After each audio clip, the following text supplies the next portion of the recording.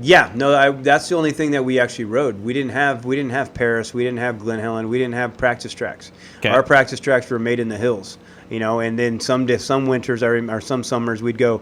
I remember we went like 200 days with no water, no rain. Yeah. So every day we had to ride these tracks that were just the shittiest tracks on earth. and when you were done with both motos, the time you're done with 2 30-minute motos, there was no knobbies on your back tire.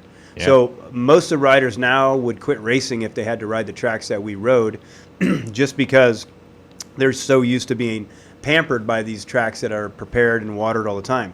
Now, if you've never experienced these prepared and pampered tracks, well, then you wouldn't know any difference. So it's just like when I went to Europe to coach Glenn Goldenhoff, Okay. right?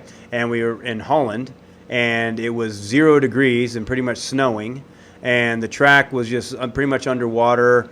But we roll up there, and the top 20 GP guys are there, and it's just miserable, man, miserable. My favorite thing in Holland was the seat heater, Okay. because it's so fucking cold. But and I was like, Glenn, how do you do this, Yeah.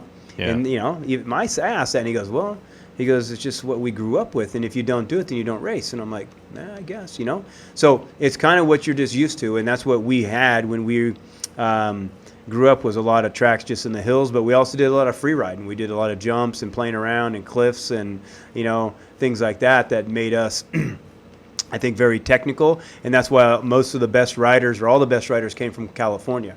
One, because our tracks were so challenging. Two, we could do a lot of play riding. Three, that we could ride all year long, right? Yep. And so we didn't really have supercross tracks either. Like, to get into supercross, I'd never even really rode a supercross track.